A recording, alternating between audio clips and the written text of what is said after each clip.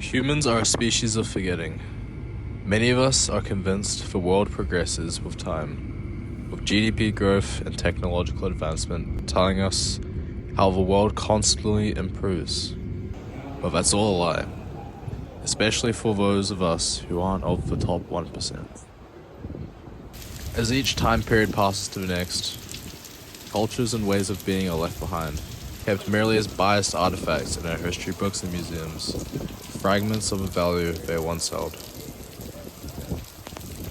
With oppression of marginalized groups, such as Palestinians in Gaza, immigrants under Trump's regime, and Maori during colonial times, cultures are being lost and forgotten, with hegemonic power pushing them out of the sphere of what is deemed relevant, burning away the valuable teachings they carry. While this all unravels, an oligarchy of CEOs and politicians are profiting on the other end, investing in war and the downfall of humanity. In capitalist realism, Mark Fisher points out how we live assuming that capitalism is the only imaginable system we can live in, being inevitable and natural. But what is natural about capitalism? Is it the part where humans are exploited for their labor, leaving them burnt out at the end of each shift? Or is it the part where the poor live to survive, while the rich live to enjoy, more and more in a world of ever-increasing wealth division?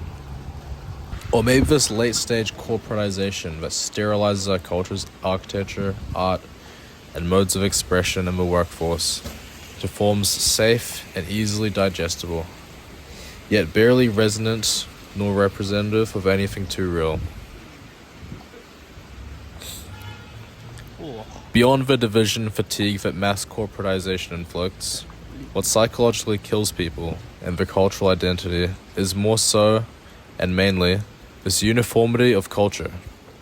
Under an umbrella of corporate hegemony and globalization, making this a process for everyone to undergo. Western currencies have pretty pennies, and university degrees here are commodified for foreigners to sell a dream. Each year, thousands of immigrants spend money on visas, tuition fees, and such, for flocking to New Zealand with hopes of a better life. What they don't know is that it may come with additional costs of selling your identity and adopting that of the system you work for. Workers reducing their identity to just workers is unfortunately easy to falter to for immigrants, as disproportionate workplace discrimination drives them towards burnout. Research too has shown that labor, particularly in Western societies, enforces an imperative of projected happiness for the sake of productivity, pretty likely to inflict rounds of cognitive dissonance on the working man due to the constant upkeep of a happy, jolly persona. While numbers suggest a corporatized mask of a smile does wonders for the wallets of executives, it takes away from a worker's personal identity due to removal of self-honesty. When this integrates into personal affairs and the broader scope of your life, with a voice at the back of your head constantly ordering you to be an upstanding citizen, it produces constant expectations of the self, leading to seemingly self-induced performance anxiety and burnout in the performance society we live in. It can be even worse when you attribute this all as self-induced through your behavior, rather than caused by the environment that controls your behavior. And when constantly burnt out and told how to act in this artificial nature, where is their energy or freedom for cultural expression? The residual state of burnout in the minds of many tends to consist of bed-rotting, self-loathing, and an overwhelming dissociative desire to escape.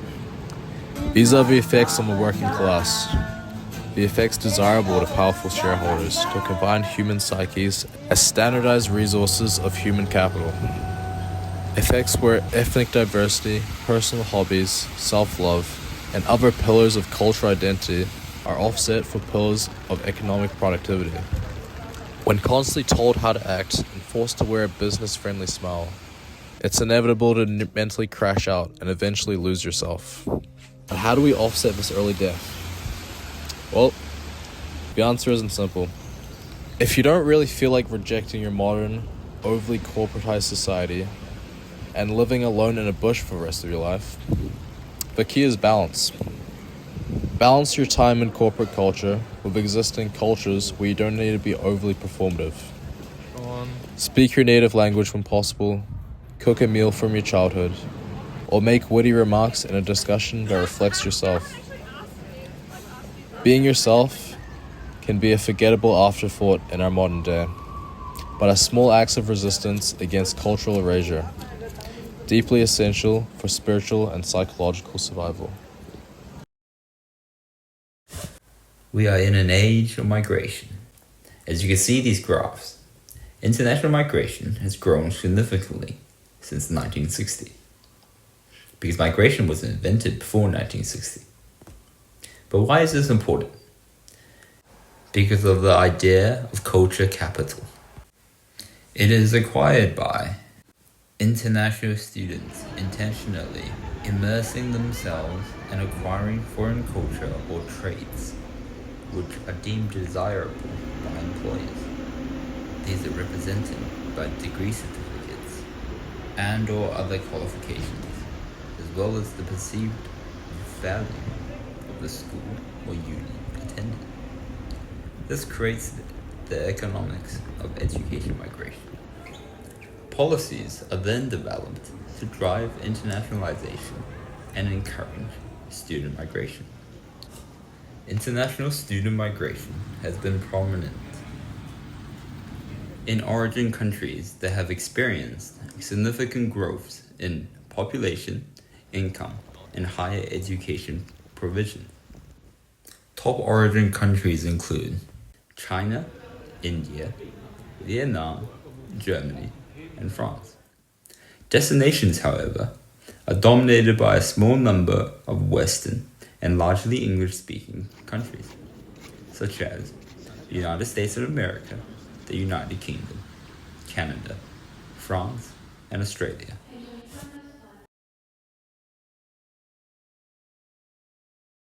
Have you ever driven a car? Well, wait, do you know what a car is? Well, a car is... Language is like the car of culture. The various dents and bumper stickers are part of the car by the driver's wants, needs, in response to the external environment. And the backseat driver. Consider the word whānau. What does it mean? It can be translated as family in English, but what does family refer to? For the last couple centuries, the idea of the nuclear family, 2 parents, and their children have been spread within Western cultures and those that they influenced. Even then, this is not exactly followed strictly, nor does it hold that much meaning depending on the context. Te Aka defines whānau as extended family, family group, thus encompassing all those related for about a few generations to 3 to 4 generations. Te Aka further states that in modern users, it may include friends or the non-blood related members. Now, take these differences over whole conversations, over whole contexts. One can extract the various cultures just out of the languages themselves. In fact, by examining related languages that we know of today, we can understand past and extinct cultures to entire human migration patterns. But what of those who speak the same language, or similar enough to be mostly mutually intelligible? Take the name of the pūriri tree. The English refers to the moth by the same name, whose larvae bore holes in those host trees. North Island iwis often name the tree in relation to weta, such as puta puta weta, because they're found hiding in these holes, whereas many South Island iwis name the trees referring to the ferns that often grow on them, or some of the stuff that describes the tree, such as piri piri whata, piri piri wata, piri piri weta. Why? Did something happen to the tree wetters in South Island? No, it's just the pūriri moth does not exist in South Island, so wetters cannot hide in the holes left behind by their larvae. Back to the kayak analogy, languages are steered by the culture using it. So, languages are the product of its cultures, its perspectives, its knowledge, its values. So much so that we can construct whole extinct cultures just by understanding the words they use and how they use their words. Therefore, preserving a language can preserve associated cultural linguistic identities, but without any support, accessibility, or active discouragement, it is how one kills cultural linguistic identities.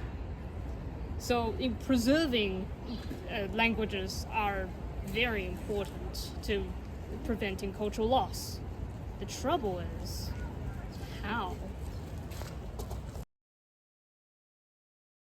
Being away from our homeland means being away from our everyday cultural practices, the language, food, dances, and ceremonies. These aren't just traditions, they're forms of communication and belonging. When we're removed from these experiences, they slowly fade. Studies have shown that second and third generation Pasifika youth often feel caught between two worlds.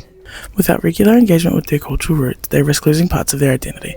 Culture is often transmitted face-to-face through hands-on learning, stories from their elders, and community gatherings.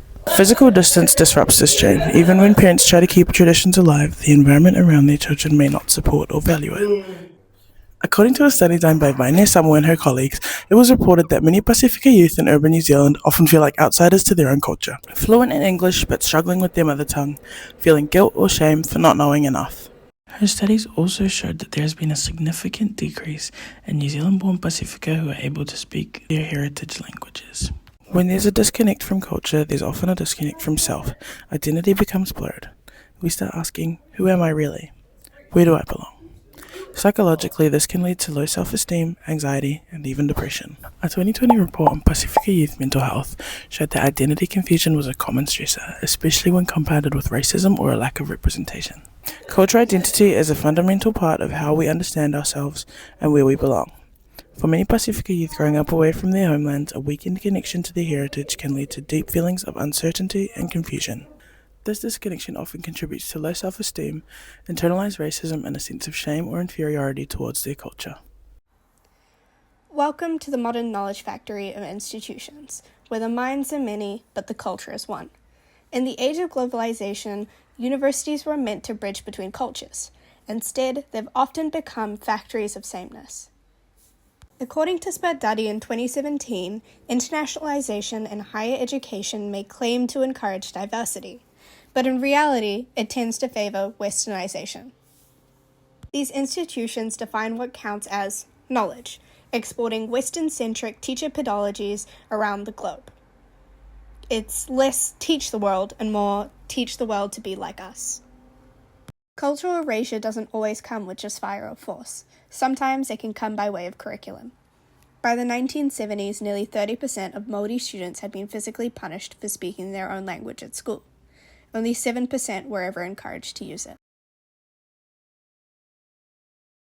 Sir George Grey's 1847 Education Ordinance made English the law of learning, a tool of colonization dressed up as pedagogy. Experts call it cultural violence, state-sanctioned assimilation, where Māori students were separated from their language, land, and whānau to become civilized. Language loss wasn't an accident, it was policy. This legacy isn't history, it's the curriculum.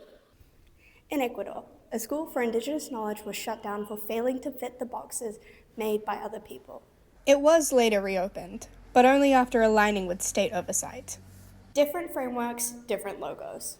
The scoreboard of global worthiness, university rankings, sold as neutral and scientific, but behind that facade, cultural imperialism hiding in plain sight. Just ask Lloyd and Orderica. These rankings don't just evaluate, they dictate.